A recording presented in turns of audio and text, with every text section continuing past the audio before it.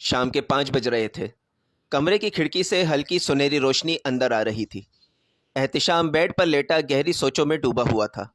زرنش ہاتھ میں 2 کپ چائے پکڑے کمرے میں داخل ہوئی۔ اس نے احتشام کو یوں کھویا ہوا دیکھ کر آہستہ سے پکارا۔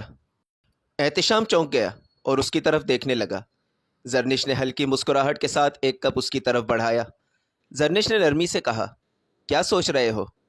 احتشام نے کپ لیتے ہوئے آہ بھری اور بولا، بس یہی کہ میری تنخواہ صرف 50,000 ہے، تمہاری بھی بہت کم ہے۔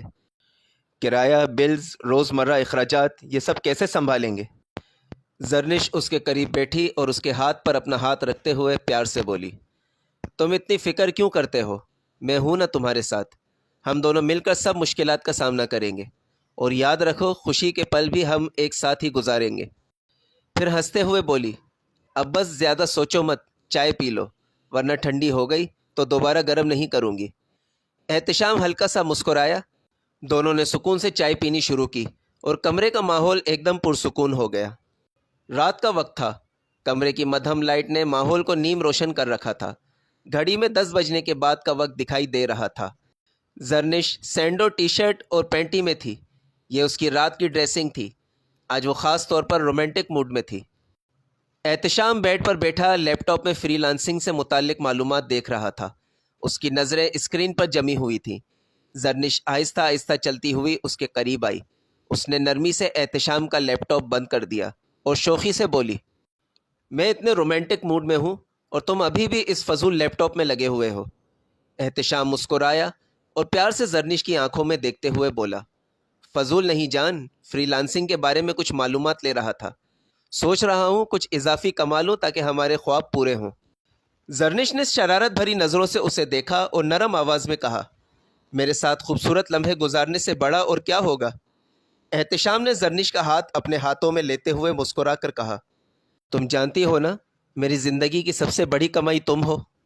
زرنش کے چہرے پر ہلکی سی شرم اور خوشی ایک ساتھ جھلکنے لگی۔ وہ آہستگی سے اس کے کندھے پر سر رکھ کر بولی، بس یہی باتیں دل کو سکون دیتی ہیں۔ احتشام نے اپنے بازو اس کے گرد لپیٹ لیے۔ زرنش نے شوخی سے کہا، اب تو بس میری باتوں میں ہی کام چلے گا، میرا رومانٹک موڈ کچھ اور مانگ رہا ہے۔ احتشام ہنسا اور اس کے ہونٹوں پر پیار سے بوسہ دیا، تمہاری خواہش میرے لیے حکم ہے۔ کمرے کی خاموشی میں ان کی ہنسی، قریب آنے کی سرگوشیاں اور محبت بھری نگاہوں کا جادو پھیل گیا۔ وقت جیسے تھم گیا تھا۔ دونوں ایک دوسرے کی قربت میں گم ہو کر یہ بھول گئے کہ دنیا میں کوئی اور بھی ہے۔ افتخار صوفے پر بیٹھا گہری سوچ میں ڈوبا ہوا تھا۔ چہرے پر اداسی اور آنکھوں میں نمی جھلک رہی تھی۔ وہ خود سے بڑبڑایا، کاش اس دن میں نے احتشام کو روک لیا ہوتا، شاید وہ یوں گھر چھوڑ کر نہ جاتا۔ اس نے آہستگی سے فون اٹھایا اور بیٹی سارا کا نمبر ملایا۔ سارا نے فون ریسیو کیا۔ ہیلو ابا، کیسے ہیں آپ؟ افتخار بولا، میں ٹھیک ہوں بیٹا، آج یہاں آ سکتی ہو؟ میں سوچ رہا ہوں شام کو احتشام کے گھر چلتے ہیں، دل بہت بے چین ہے اس سے ملنے کے لیے۔ سارا نرم لہجے میں بولی، جی ابو ضرور، میں شام کو آتی ہوں۔ افتخار نے ٹھنڈی سانس لیتے ہوئے کہا، ٹھیک ہے، لیکن بیٹا احتشام کو فون کر کے بتا دینا کہ ہم آ رہے ہیں، کہیں اچانک جانے سے وہ پریشان نہ ہو۔ سارا نے فوراً جواب دیا، جی ابو آپ فکر نہ کریں، میں اسے اطلاع دے دوں گی۔ افتخار نے فون بند کیا، مگر دل کا بوجھ کم نہ ہوا۔ اس کی نظریں بار بار دروازے پر اٹھ جاتی، جیسے ابھی احتشام خود چل کر آ جائے۔ شام کے وقت افتخار اور سارا احتشام کے فلیٹ کی طرف نکلے۔ افتخار کے پاس 2 لاکھ روپے تھے جو اس نے خاص طور پر احتشام کو دینے کے لیے ساتھ رکھے، مگر گھر پر کسی کو کانوں کان خبر نہ ہونے دی۔ سارا نے دروازہ بجایا۔ اندر سے زرنش کی آواز آئی، کون ہے؟ سارا نے مسکراتے ہوئے جواب دیا، میں سارا۔ زرنش نے فوراً دروازہ کھولا اور پرجوش انداز میں استقبال کیا۔ اسی لمحے احتشام واش روم سے باہر نکلا۔ اپنے والد اور والدہ کو دیکھ کر اس کے چہرے پر خوشی پھیل گئی۔ اس نے انہیں بیٹھنے کو کہا۔ افتخار کرسی پر بیٹھتے ہی بولا، چلو بیٹا، میں تم دونوں کو لینے آیا ہوں، یہ جگہ تمہارے رہنے کے قابل نہیں ہے۔ سارا نے بھی ہاں میں ہاں ملائی۔ ہاں زرنش، سامان پیک کرو اور غصہ تھوک دو، امی اور عادل بھائی کی عادت ہے ان کی باتوں کو ایک کان سے سنو اور دوسرے کان سے نکال دو۔ احتشام نے زرنش کی طرف دیکھا، پھر آہستگی سے اپنے والد سے کہا، نہیں ابا، میں واپس نہیں آ سکتا، اس گھر میں ہمیشہ میرے اور عادل بھائی میں فرق کیا گیا۔ روز تانے ملتے ہیں۔ کنزا بھابھی محلوں کی بیگموں کی طرح رہتی ہیں اور میری بیوی کے ساتھ نوکرانیوں جیسا سلوک کیا جاتا ہے۔ یہاں تک کہ میری بیوی سے کہا گیا کہ اپنے شوہر سے پہلے عادل کو ناشتہ دو۔ اب یہ سب برداشت نہیں ہوتا۔ یہ فلیٹ چاہے پرانا ہے اور گندے علاقے میں ہے، لیکن یہاں ذہنی سکون ہے۔ سارا نے تھوڑی دیر خاموش رہنے کے بعد کہا، چلو ٹھیک ہے، جیسے تم دونوں کی مرضی۔ زرنش اٹھ گئی اور کہا، میں آپ لوگوں کے لیے چائے بنا کر لاتی ہوں۔ چائے پینے کے دوران ہلکی پھلکی باتیں ہوئی۔ احتشام ہنستے ہوئے اپنے محلے کے بچوں کی شرارتوں کے قصے سنانے لگا۔ کبھی میری بائک کے ٹائر سے ہوا نکال دیتے ہیں، کبھی انڈیکیٹر توڑ دیتے ہیں تو کبھی ہیڈ لائٹ۔ افتخار نے سر ہلاتے ہوئے کہا، ان بچوں کے ماں باپ بھی بس پیدا کر کے باہر چھوڑ دیتے ہیں، کسی کو پرواہ نہیں کہ بچہ کیا کر رہا ہے۔ 1.5 گھنٹے ساتھ گزارنے کے بعد افتخار اور سارا نے اجازت لی۔ جاتے جاتے افتخار نے جیب سے 2 لاکھ روپے نکالے اور احتشام کے ہاتھ میں رکھتے ہوئے کہا، بیٹا یہ رکھ لو، یہ میرے اپنے پیسے ہیں۔ احتشام نے انکار کرتے ہوئے کہا، نہیں ابا، یہ پیسے آپ رکھیں، آپ کے کام آئیں گے۔ افتخار نے پھر سمجھانے کی کوشش کی، مگر احتشام بضد رہا۔ آخرکار احتشام نے بیٹے کے فیصلے کو مان لیا اور آہستہ سے بولا، ٹھیک ہے بیٹا، جیسی تمہاری مرضی۔ پھر وہ دونوں وہاں سے رخصت ہو گئے۔ ادھر دوسری طرف عادل کا باس سیٹھ الطاف حسین اپنے آفس میں سگار سلگائے بیٹھا تھا۔ اس کی بیوی روزینہ گھر پہ تھی۔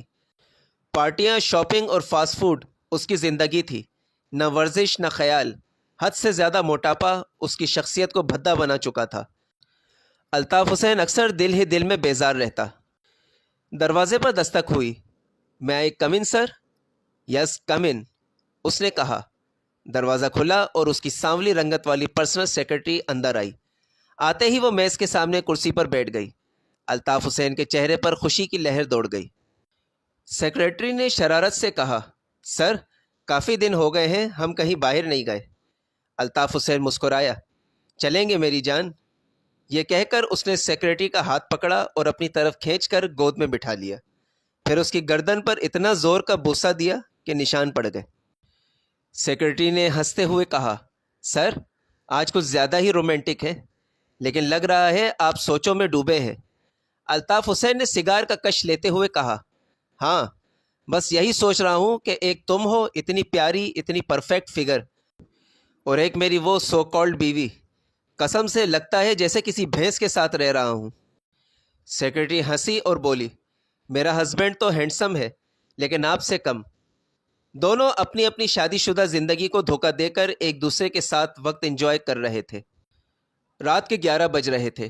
کمرے کی مدھم روشنی میں کنزا اور عادل پلنگ پر لیٹے ایک دوسرے سے باتیں کر رہے تھے۔ کنزا نے بلیک نائٹ ڈریس پہنا ہوا تھا۔ عادل آج بہت رومانٹک موڈ میں تھا، مگر کنزا موبائل فون پر مسلسل میسیجز لکھنے میں لگی ہوئی تھی۔ عادل نے بھویں سکیڑتے ہوئے پوچھا، کس سے بات کر رہی ہو؟ کنزا نے بلا جھجک جواب دیا، اپنی فرینڈ فرا سے۔ عادل نے موبائل کی طرف ہاتھ بڑھایا اور ہلکی جھنجھلاہٹ کے ساتھ بولا، اب بس کرو یار، میں اتنے رومانٹک موڈ میں ہوں اور تمہیں موبائل کی فکر ہے۔ یہ کہہ کر اس نے کنزا کے ہاتھ سے موبائل چھین کر آف کر دیا، پھر اسے اپنی باہوں میں بھر لیا۔ کنزا ہلکا سا مسکرائی اور پھر خود کو عادل کے حوالے کر دیا۔ لمحے بیتتے گئے اور جب وہ فارغ ہوئے تو باتوں کا سلسلہ دوبارہ شروع ہوا۔ عادل نے خوابوں بھرے لہجے میں کہا، یار ہماری ایک پیاری سی بیٹی ہونی چاہیے۔ کنزا فوراً چونکی، مجھے ابھی بچوں کی کوئی خواہش نہیں۔ عادل نے ضد کی، لیکن مجھے تو ہے، آج نہیں تو کل بچہ تو ہونا ہی ہے، تو آج کیوں نہیں؟ کنزا نے سختی سے کہا، میں ابھی ذہنی طور پر تیار نہیں ہوں، مجھے اپنا کیریئر بنانا ہے۔ عادل نے ماتھے پر بل ڈالتے ہوئے کہا، اچھا خاصا کیریئر بنا ہوا تو ہے تمہارا، باس کی پرسنل سیکرٹری ہو، 10 لاکھ روپے سیلری ہے، گاڑی ہے، گھر ہے، زیورات، کس چیز کی کمی ہے تمہارے پاس جو اب بھی کیریئر کے بارے میں سوچ رہی ہو؟ کنزا چڑ گئی اور بولی، میں فی الحال 3 سالوں تک بچوں کے جھنجٹ میں نہیں پڑنا چاہتی۔ یہ جملہ سنتے ہی کمرے کا ماحول بدل گیا۔ دونوں کے درمیان ایک سرد جنگ چھڑ گئی۔ عادل نے منہ پھیر کر غصے میں آنکھیں بند کر لی اور سو گیا۔ کچھ دیر بعد کنزا بیڈ سے اٹھی اور آئینے کے سامنے جا کھڑی ہوئی۔ اچانک اس کی نظر اپنی گردن پر پڑی۔ وہاں ایک واضح نشان تھا، باس کا نشان۔ کنزا کا رنگ اڑ گیا۔ وہ ہڑبڑا کر بڑبڑائی، او مائی گاڈ، یہ نشان؟ شکر ہے عادل نے نہیں دیکھا، ورنہ تو میری شامت آ جاتی۔ جی ہاں، یہی وہ راز تھا جو اب کھل گیا۔ سیٹ الطاف حسین کی پرسنل سیکرٹری دراصل عادل کی بیوی کنزا تھی، جو اپنے شوہر کے ساتھ ڈبل گیم کھیل رہی تھی۔ کنزا نے گھبرا کر فوراً فرسٹ ایڈ باکس سے سنی پلاسٹ نکالا اور گردن پر لگا کر نشان چھپا دیا، پھر آئینے میں خود کو دیکھ کر سکون کا سانس لیا اور واپس بیڈ پر آ کر سو گئی، جیسے کچھ ہوا ہی نہ ہو۔ صبح کا وقت تھا، دسترخوان پر انڈے اور پراٹھے رکھے تھے، لیکن زرنش کی طبیعت آج بالکل ڈاؤن تھی۔ اس کے چہرے کی زردی اور بوجھل آنکھیں سب کچھ بتا رہی تھی۔ احتشام نے مسکراتے ہوئے کہا، آ جاؤ بھائی، بہت بھوک لگی ہے۔ زرنش نے پلیٹ میں ہاتھ تو بڑھایا، لیکن نوالا منہ تک نہ لا سکی۔ الٹی سی کیفیت اور گھبراہٹ کے باعث اس نے پلیٹ ایک طرف رکھ دی۔ احتشام نے چونک کر پوچھا، کیا ہوا؟ ناشتہ کیوں نہیں کر رہی؟ زرنش نے دھیمی آواز میں کہا، میری طبیعت ٹھیک نہیں ہے، بہت گھبراہٹ اور کمزوری محسوس ہو رہی ہے۔ یہ سنتے ہی احتشام کا دل دھک سے رہ گیا، اس کے چہرے پر فکر مندی چھا گئی۔ اوہ چلو ابھی ہاسپٹل چلتے ہیں۔ زرنش نے فوراً انکار کیا، نہیں، تمہیں کام پر دیر ہو جائے گی، میں سامنے پڑوس میں ریحانہ باجی کے ساتھ چلی جاؤں گی۔ احتشام نے کچھ لمحے سوچا، پھر سنجیدگی سے کہا، ٹھیک ہے، لیکن وعدہ کرو لازمی جانا ہے، اور سنو، آج آفس مت جانا، آرام کرو۔ زرنش نے تھکا سا مسکرا کر سر ہلا دیا۔ ٹھیک ہے۔ احتشام نے اس کی پیشانی پہ بوسہ دیتے ہوئے کہا، اپنا خیال رکھنا پلیز۔ زرنش نے آہستہ سے ہوں کہا اور نظریں جھکا لی۔ ڈائننگ ٹیبل پر بھینس کے پائے کی خوشبو پھیلی ہوئی تھی۔ یہ ڈش روزینہ نے خاص طور پر اپنی پسند پر بنوائی تھی، جبکہ روزینہ ذوق و شوق سے پائے کی نلیاں چوس رہی تھی۔ روزینہ نے ہنستے ہوئے جواب دیا، جانو، تمہیں تو پتہ ہے مجھے دو چیزوں سے سب سے زیادہ محبت ہے، ایک تم سے اور دوسرا کھانے سے، اور میں دونوں سے دور نہیں رہ سکتی۔ یہ سن کر الطاف حسین جل کر رہ گیا۔ کھانے سے محبت اچھی بات ہے، مگر صحت کا بھی تو خیال رکھنا چاہیے۔ سامنے منظور صاحب کی بیوی کو ہی دیکھ لو، عمر میں تم سے بھی بڑی ہے، لیکن دیکھنے میں تم سے 10 سال چھوٹی لگتی ہے۔ روزینہ نے جل کر نلی کو چوستے ہوئے کہا، ایک تو تمہیں دنیا جہاں کی برائیاں صرف مجھ میں ہی نظر آتی ہیں۔ الطاف حسین نے جھنجھلا کر اس کے ہاتھ سے نلی چھین لی اور میز پر رکھ دی۔ اب بس کرو، بہت کھا لیا، اور یاد رکھو کھانے کے بعد سیدھا لیٹنا نہیں، لان میں جا کے واک کرو۔ روزینہ نے بیزاری سے کرسی پیچھے دھکیلی۔ چھوڑو یار، ایسے بورنگ کام مجھ سے نہیں ہوتے، میں اپنے کمرے میں جا رہی ہوں، میرا پسندیدہ ڈرامہ آنے والا ہے۔ یہ کہہ کر وہ اپنے روم کی طرف بڑھ گئی۔ سیٹ الطاف حسین بے بسی سے اس کی پشت کو دیکھتا رہ گیا اور اندر ہی اندر گھٹنے لگا۔ رات کے 12:10 ہو رہے تھے۔ کمرے میں ہلکی مدھم روشنی جل رہی تھی۔ عادل سکون سے نیند کے مزے لے رہا تھا، جبکہ اس کی بیوی کنزا موبائل کی اسکرین کی روشنی میں مصروف تھی۔ اس کے چہرے پر شرارت اور گھبراہٹ کا امتزاج نمایاں تھا۔ اسکرین پر سر الطاف حسین کا نام جگمگا رہا تھا۔ الطاف نے ٹائپ کیا، ڈارلنگ، کل تیار رہنا، ہم دونوں ایک ہفتے کے لیے امریکہ جا رہے ہیں، وہاں صرف تم اور میں آزاد ہو کر ٹائم اسپینڈ کریں گے۔ کنزا کا دل ایک لمحے کو دہل گیا۔ اس نے فوراً لکھا، لیکن سر، عادل کو کیا کہہ کر جاؤں گی؟ الطاف نے جواب دیا، بہانہ بنا دینا، کہہ دینا کہ باس کے ساتھ امریکہ والی فیکٹری کا کام دیکھنے جا رہی ہوں، تمہارا شوہر یقین کر لے گا۔ یہ پڑھ کر کنزا کے ہونٹوں پر شرارتی مسکراہٹ آ گئی۔ اس نے آہستہ سے انگلیاں چلائیں۔ Okay done. پھر اس نے میسج بھیجا، اب میں سو رہی ہوں، شب بخیر۔ الطاف نے فوراً جواب دیا، okay, I love you sweetheart. Kinza نے بھی آنکھ مارتا ہوا ایموجی بھیجا اور لکھا، I love you too darling. Kinza نے موبائل آف کر کے کروٹ بدلی اور شوہر کے پہلو میں جا لیٹی، جیسے کچھ ہوا ہی نہ ہو۔ ادھر دوسری طرف سیٹ الطاف حسین سگار سلگائے ہوئے مسکرایا اور زیر لب بولا، مسٹر عادل، اب میں تمہاری بیوی کے ساتھ امریکہ میں عیش کروں گا اور تم یہاں میرے بزنس میں جان کھپاؤ گے۔ تمہاری ہرنی بھی میری اور میری بھینس بھی میری۔ رات کا کھانے کا وقت تھا۔ سارا اور اس کا شوہر کاشف ڈائننگ ٹیبل پر بیٹھے کھانا کھا رہے تھے۔ کھانے میں چکن قورمہ اور چپاتیاں تھیں۔ سارا نے نوالا توڑتے ہوئے آہستگی سے کہا، کاشف، تمہیں ایک بات بتاؤں؟ کبھی کبھی مجھے اپنی چھوٹی بھابھی زرنش پر بہت ترس آتا ہے۔ بیچاری کتنا صبر کرنے والی ہے، ہمیشہ سب کا خیال رکھتی ہے، اور دوسری طرف وہ کنزا بھابھی جو ملکاؤں کی طرح اپنے کمرے میں بیٹھی رہتی ہے۔ کاشف نے فوراً ہاں میں سر ہلایا۔ بالکل، میں نے بھی یہی نوٹ کیا ہے۔ کنزا کو تو ہاتھ تک ہلانا نہیں پڑتا اور سارا بوجھ زرنش کے کندھوں پر ڈال دیا جاتا ہے۔ سارا نے مایوسی سے سانس بھری۔ یاد ہے لاسٹ ٹائم جب میں امی کے گھر رکی تھی، میں کچن میں زرنش کا ہاتھ بٹانے گئی تھی، مگر امی نے مجھے بہانے سے بلا لیا۔ کہنے لگی وہ اس گھر کی بہو ہے، اسے ہی کام کرنے دو، تم آرام کرو۔ میں نے کہا بھی تھا کہ امی وہ بیچاری اکیلی اتنا کھانا کیسے بنائے گی، لیکن امی الٹا مجھ پر غصہ ہو گئی، بولی زیادہ بحث مت کرو، جو کہا ہے وہی کرو۔ کاشف افسوس سے بولا، واقعی یہ تو سراسر ناانصافی ہے۔ سارا نے آنکھیں نم کرتے ہوئے کہا، پھر دیکھو اتنا کام کرنے کے بعد بھی امی زرنش سے خوش نہیں تھی۔ کھانے کے دوران 2-3 بار اسے ڈائننگ ٹیبل سے اٹھایا اور دوسری طرف عادل بھائی کے ناز نخرے اٹھائے جا رہے تھے۔ بیچارے احتشام کی بار بار دل آزاری کی جاتی تھی۔ مجھے بہت برا لگا۔ کاشف نے نرمی سے اپنی بیوی کا ہاتھ تھام لیا اور کہا، تم ٹھیک کہہ رہی ہو سارا، آنٹی کو سب بچوں کے ساتھ برابری کا سلوک کرنا چاہیے۔ آخر یہ زیادتی کب تک برداشت ہوگی؟ ظاہر ہے جس گھر میں انصاف نہ ہو وہاں پھر بھی یہی نتیجہ نکلتا ہے کہ بیٹا اور بہو بیزار ہو کر الگ ہو جائیں گے۔ سارا خاموش ہو گئی، لیکن اس کے چہرے پر دکھ اور زرنش اور احتشام کے لیے ہمدردی صاف جھلک رہی تھی۔ زرنش اپنی پڑوسن ریحانہ کے ساتھ ہسپتال گئی۔ گائنی ڈاکٹر نے تفصیلی چیک اپ کیا اور مسکراتے ہوئے بولی، کانگریچولیشنز، آپ امید سے ہیں۔ یہ سنتے ہی زرنش کے چہرے پر خوشی کی لالی دوڑ گئی۔ اس کی آنکھوں میں آنسو تیر گئے، مگر یہ آنسو خوشی کے تھے۔ ریحانہ نے فوراً زرنش کا ہاتھ پکڑ کر کہا، مبارک ہو زرنش، اللہ کرے یہ بچہ تم دونوں کی زندگی میں سکون اور رحمت کا باعث بنے۔ زرنش نے دھیرے سے کہا، آمین۔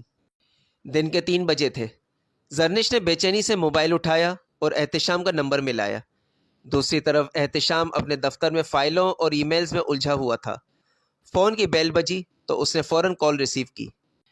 ہیلو، احتشام نے مصروف لہجے میں کہا۔ ہیلو، کیسے ہو؟ زرنش کی آواز نرم اور مسکراتی ہوئی تھی۔ احتشام بھی ذرا مسکرایا۔ میں ٹھیک ہوں، تم سناؤ؟ ہسپتال گئی تھی نا؟ زرنش نے ہچکچاتے ہوئے کہا، ہاں گئی تھی، اور تمہارے لیے ایک سرپرائز ہے۔ احتشام فوراً تجسس میں آ گیا۔ کیا سرپرائز ہے؟ زرنش شوخی سے بولی، یہ تو میں تمہیں گھر آ کر ہی بتاؤں گی۔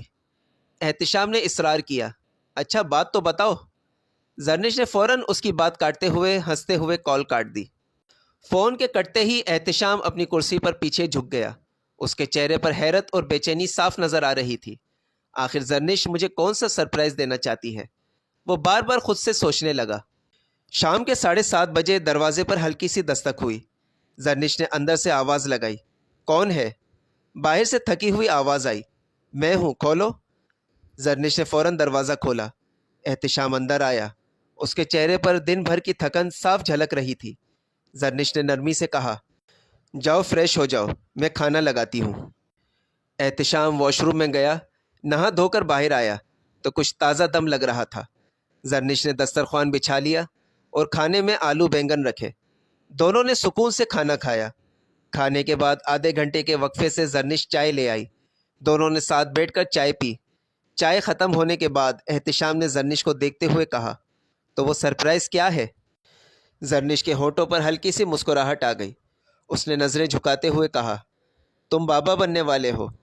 یہ سنتے ہی احتشام چونک سا گیا۔ اس کے چہرے پر خوشی اور پریشانی کی ملی جلی سی کیفیت نظر آئی۔ زرنش نے گھبرا کر پوچھا، کیا ہوا؟ تم خوش نہیں ہو کیا؟ احتشام نے آہستہ سے کہا، خوش تو ہوں، بلکہ بہت خوش ہوں، لیکن سوچ رہا ہوں کہ ابھی ہماری انکم کم ہے، بچے کو کیسے پالیں گے؟ زرنش نے مسکرا کر اس کا ہاتھ تھام لیا، تم فکر کیوں کرتے ہو؟ ہم دونوں مل کر اسے پالیں گے، اس کی تربیت کریں گے، اور یاد رکھو زندگی بھر ہمارے حالات ایسے تھوڑی رہیں گے، ایک نہ ایک دن سب بہتر ہو جائے گا۔ احتشام اس کی بات سن کر خاموش ہو گیا۔ اس کی آنکھوں میں فکر اب بھی تھی، مگر ساتھ ہی ایک نیا سکون بھی اتر آیا تھا۔ اگر ویڈیو پسند آئی ہو تو لائک کریں، کامنٹ کریں، شیئر کریں، سبسکرائب کریں اور پاس میں دیے گئے بیل آئیکن کو پریس کریں تاکہ میری آئندہ آنے والی ویڈیوز کا نوٹیفیکیشنز آپ تک پہنچتی رہے۔ شکریہ۔